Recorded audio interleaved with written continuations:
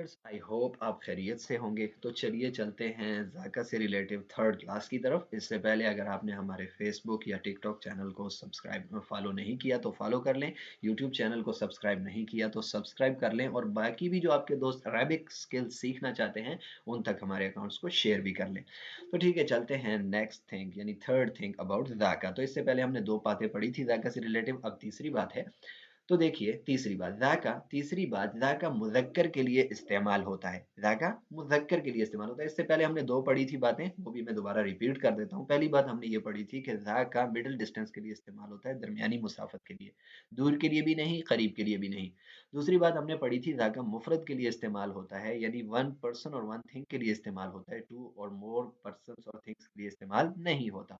अब तीसरी बात है कि ज़ाका मुज़क्कर के लिए इस्तेमाल होता है, मुअन्नस के लिए इस्तेमाल नहीं होता। तो देखिए मैंने कहा ज़ाका वलदुन, ज़ाका वलदुन वो थोड़ी दूर की डिस्टेंस, थोड़ी मुसाफत पर, वलदुन लड़का है, वो लड़का है, तो ज़ाका को मैं यूज कर सकता हूँ, दैट्स राइट, ये ठीक है।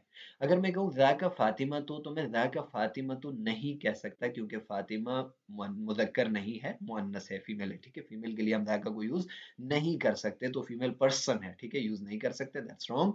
ज़ाका मिरवाहतुन, अब मिरवाहा पर्सन नहीं है, ये थिंग है, थिंग है। बट देखें थिंग में भी हमने ये कहा था कि वो मुज़क्कर होनी चाहिए, ये मुअन्नस थिंग है क्योंकि इसके लास्ट में गोलता है। आइए और क्लियर करते हैं इसको, अगली तमरीन में हम देख लेते हैं। देखिए तमरीन ज़ाका ज़ैद, ज़ाका ज़ैदुन, या ज़ाका ज़ैदुन भी कह सकते हैं, ज़ाका ज़ैद भी। देखें चूंकि ये बच्चा है, अब ज़ैद लड़का है, ठीक है, बच्चा है, और बच्चा मेल है, मुज़क्कर है, ठीक है, तो ज़ाका ज़ैदुन हम कह सकते हैं, ठीक है, क्योंकि ज़ाका ज़ैदुन मुज़क्कर के साथ इसको इस्तेमाल किया जाता है, मेल पर्सन के साथ। और देखिए नीचे मेल थिंग की मिसाल, ज़ाका हजरुन, ज़ाका हजरुन, इस लफ्ज़ के आखिर में गोल ता है, इस लफ्ज़ के आखिर में गोल ता नहीं है। देखिए यहाँ पर गोल ता नहीं है, तो ये मुज़क्कर यूज़ होगा, तो ज़ाका हजरुन कह सकते हैं। ज़ाका फातिमा, तो अब देखिए ये बच्ची है, चूंकि ये बच्ची है और बच्ची मुअन्नथ है, फीमेल है, इसके साथ हम ज़ाका को यूज़ नहीं कर सकते, वो बच्ची हम नहीं कह सकते। उर्दू में कह सकते हैं, बट अरबिक में ज़ाका फातिमा नहीं कह सकते, उसके लिए अदर इसमें इशारा है, वो भी हम इंशाल्लाह सीखेंगे।